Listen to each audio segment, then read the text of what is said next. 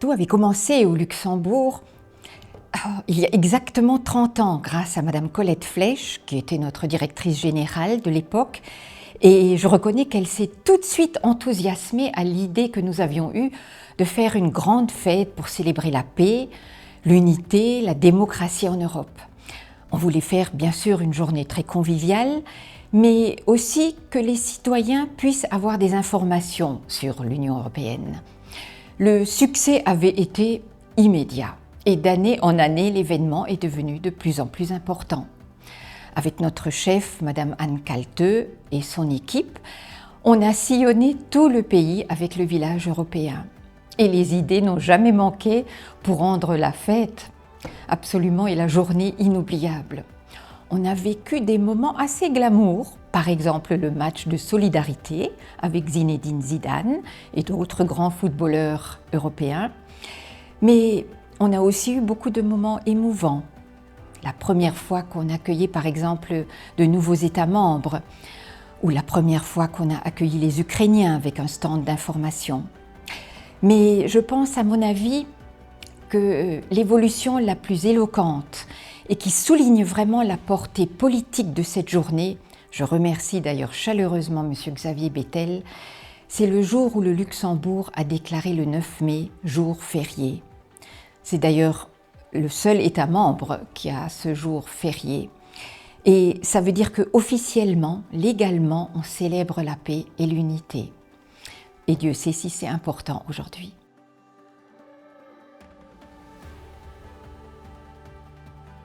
Là, je vous parle en tant qu'Alsacienne. 15 ans après la guerre, la situation était encore difficile. Il fallait se relever, reconstruire, se reconstruire. C'était bien sûr vrai pour tous les pays, mais en Alsace comme au Luxembourg, il y a quelques particularismes.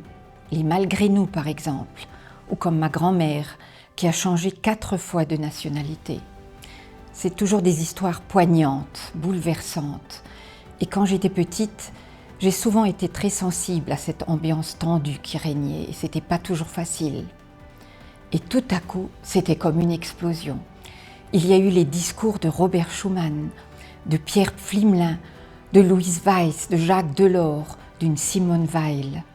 On parlait de paix, de réconciliation, d'unification.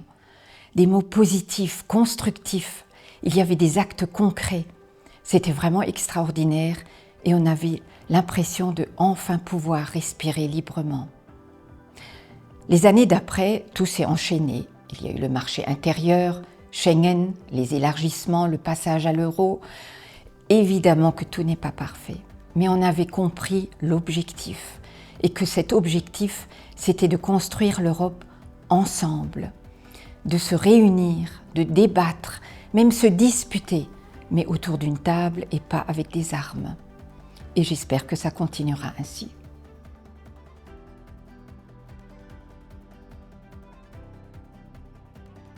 C'est vrai que le grand drapeau est avec nous depuis 30 ans maintenant. Et il a vu défiler toute la classe politique luxembourgeoise.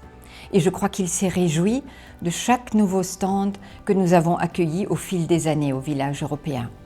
Et il y a plus de 70 stands maintenant. Il y a bien sûr les États membres, les institutions européennes, mais au fur et à mesure se sont rajoutés des stands qui présentaient les grands programmes européens. Ce sont vraiment des mines d'informations, c'est tout simplement incroyable. Et d'ailleurs le public ne s'y trompe pas. Il vient en masse et pas uniquement du Luxembourg, mais aussi de toute la grande région. Le grand drapeau a aussi vu tous les magnifiques gâteaux européens faits par les pâtissiers luxembourgeois.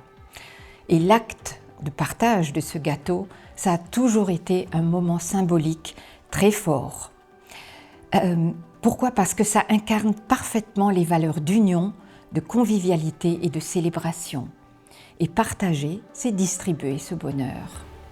Mais je n'oublie pas non plus que le grand drapeau a pleuré en ne voyant plus le stand du Royaume-Uni.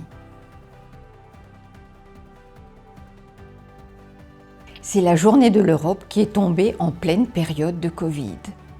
On était tous un peu perplexes, mais notre chef de l'époque, Madame Yuriko Bakes, a tout de suite eu l'idée de la création d'une plateforme spéciale pour cette journée de l'Europe. Faire la fête online, pour nous, c'était vraiment un défi. Mais le résultat était simplement génial. La plateforme était en plusieurs langues, il y a eu des jeux, des concours, des débats, des témoignages. Comme quoi, avec un petit peu de créativité et que si tout le monde met sa petite pierre et que tout le monde est solidaire et s'adapte, on arrive à faire des merveilles. J'ai rencontré beaucoup de jeunes formidables, motivés, engagés pour la paix, le changement climatique, la défense de nos valeurs démocratiques, le respect des droits humains. Et je suis certaine qu'il y en a encore beaucoup d'autres. Alors je souhaite que tous les jeunes qui ont de la bonne volonté et du bon sens retroussent leurs manches et soient prêts à mettre en place ces valeurs européennes. Et je souhaite qu'ils trouvent dans l'héritage qu'on leur laisse beaucoup de belles choses qui leur permettront d'inventer, de construire et de vivre un bel avenir de paix et de fraternité.